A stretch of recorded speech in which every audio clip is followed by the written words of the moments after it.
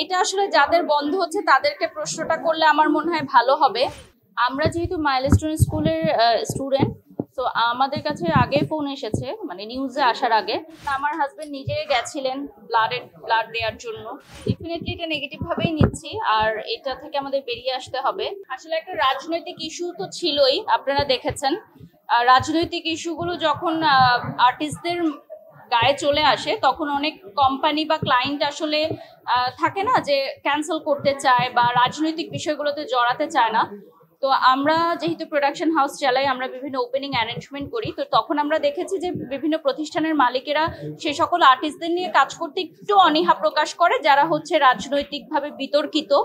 এবং এটা হয়তো সময়ের সাথে কেটে যাবে, এবং আমার বিশ্বাস যে শিল্পীরা শিল্পী হিসেবেই থাকবে, কোনো রাজনৈতিক দল এর সাথে যুক্ত থাকাটা আমার কাছে মনে হয় না এটা ভালো। কারণ আমরা তো দেখেইছি বিগত দিনগুলোতে নানান সমস্যাতে পড়েছে। তো এই আর কি, এজন্য হয়তো ক্যান্সেলেশন হতে পারে, বাট সামনে আমাদের আরো কিছু কাজ আসছে, আপনারা দেখতে পারবেন। এটা আসলে যাদের বন্ধ হচ্ছে তাদেরকে প্রশ্নটা করলে আমার মনে হয় ভালো হবে। কারণ আমি যেহেতু এখন এই জগৎ থেকে একটু বেরিয়ে এসে আমার প্রফেশনটা একটু ভিন্ন হয়ে গেছে প্রমোশনাল সেক্টরে। সো আমার জায়গা থেকে তো আমি এটা বলতে পারবো না। যারা বাদ পড়েছে তাদেরকে জিজ্ঞাসা করলে ভালো হতো। ডেফিনেটলি ব্র্যান্ড প্রমোশন এবং ইন্টারন্যাশনাল পর্যায়ে আমি এখন প্রমোশনে এগিয়ে যাচ্ছি, ইন্টারন্যাশনাল ব্র্যান্ডসগুলোর সাথে কাজ করছি, এবং দেশের বাইরে গিয়েও আমার সামনে কিছু লাইভ প্রেজেন্টেশন আপনারা দেখতে পারবেন ইনশাল্লাহ। তো এটা আমাদের বাংলাদেশের জন্য অনেক প্রাউড একটা মোমেন্ট যে আমাদের মেয়েরা দেশের বাইরে গিয়ে আসলে প্রমোশনের কাজ করছে, প্রমোশনাল কাজ করছে। আসলে আপনারা তো দেখেছেন যে যেদিন বিমান বিধ্বস্তের ঘটনাটা ঘটেছে সেদিনও অনেকে লাইভ করেছে। তো হয়তো তারা বিষয়টা বুঝে উঠতে পারেনি, বা তারা হয়তো বুঝেনি যে বিষয়টা এতটা মর্মান্তিক হবে দেশবাসীর জন্য। তো পরবর্তীতে সবাই আবার লাইভ সেশনগুলো বন্ধ করেছে। তো আমার কাছে মনে হয় যে এখন যেই নিউজ ফিডে আমাদের যে সিচুয়েশনটা আমরা দেখতে পাচ্ছি সেখান থেকে আসলে লাইভ প্রেজেন্টেশনটা ভালো চোখে দেখায় না। এজন্য সাময়িকভাবে আমরা স্থগিত রেখেছি।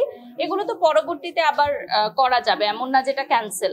আমরা স্থগিত রেখেছি, পরবর্তীতে আমরা আবার চালু করব যখন পরিস্থিতি একটু স্বাভাবিক হয়ে যাবে। আমার মনে হয় বিগত আর 2-3 দিনের মধ্যেই আমরা আবার স্বাভাবিক জীবনযাত্রায় ফিরে যাব। আসলে জীবন তো কারোর জন্য থেমে থাকে না, জীবন তো চলতেই থাকে, এবং সেভাবেই আমরা ফিরে যাব আবার স্বাভাবিক জীবনে। আমরা যেহেতু মাইলস্টোন স্কুলের স্টুডেন্ট, তো আমাদের কাছে আগে ফোন এসেছে, মানে নিউজে আসার আগে। ওখানে যারা অন স্পট ছিল, একজন স্যার আমাদেরকে ফোন করে জানিয়েছে, আমাদের গ্রুপে যে মাইলস্টোন এক্স স্টুডেন্টদের যে গ্রুপ আছে সেখানে জানানো হয়েছে যে তোমরা কে কোথায় আছো, চলে আসো, এরকম একটা ইনসিডেন্ট হয়েছে। তো তারপর আমরা নিউজে দেখতে পেয়েছি, তো আমরা আরো আগে জেনেছি।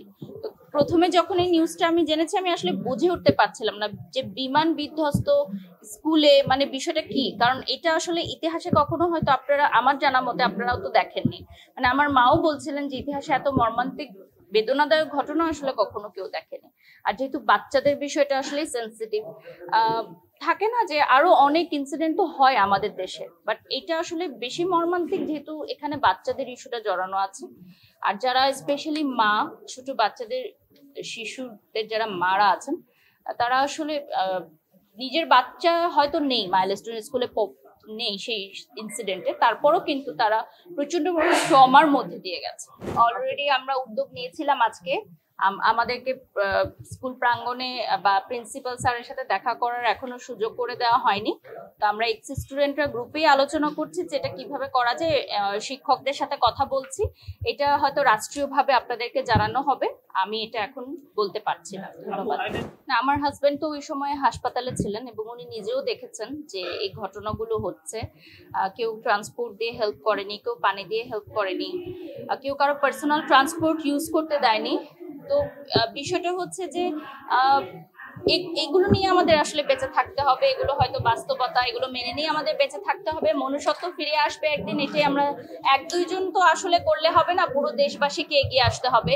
শুধু আমরা ফেসবুকে স্ট্যাটাস দিব বা দুঃখের পোস্ট করব সেটা হবে না, আমাদের নিজ হাতে এগিয়ে আসতে হবে। যেমন আমার হাজবেন্ড নিজে গেছিলেন ব্লাড দেওয়ার জন্য, তো পানি দেওয়ার জন্য, কারণ প্রচুর পরিমাণে পানি লাগে, আপনারা জানেন পানির হালতে হয় যারা হচ্ছে আগুনে পুড়ে যায়। তো সেই জায়গা থেকে তো পানির দামও অনেক বাড়িয়ে দেওয়া হয়েছিল। তো সবকিছু মিলিয়ে আসলে মর্মান্তিক ঘটনাগুলো, ডেফিনেটলি এটা নেগেটিভ ভাবেই নিচ্ছি, আর এটা থেকে আমাদের বেরিয়ে আসতে হবে। মানবিকতা আমাদেরকে প্রকাশ করতে হবে। এই তো, আমার তো আর কিছু বলার নেই, এটা যার যার ব্যক্তি জায়গা থেকে তাকে করতে হবে, আমি একা করলে হবে না, পুরো দেশবাসীকে এগিয়ে আসতে হবে। ডেফিনেটলি এটা তো বন্ধ করতে হবে, এটাও আমাদের এক্স মাইলস্টোনের যারা আমরা স্টুডেন্টরা আছি তাদের দাবির মধ্যে আছে যে এটা বন্ধ করতে হবে। আর আমার বাসাও হচ্ছে রানওয়ের খুব কাছে, তো আমি তো আরো বেশি ট্রমার মধ্যে থাকি। ইনফ্যাক্ট আমার রেস্টুরেন্টও হচ্ছে রানওয়ে ভিউর সাথে।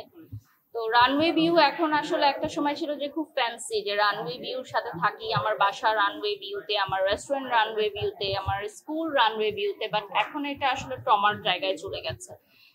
তো এটা আসলে সংশোধন হওয়া দরকার।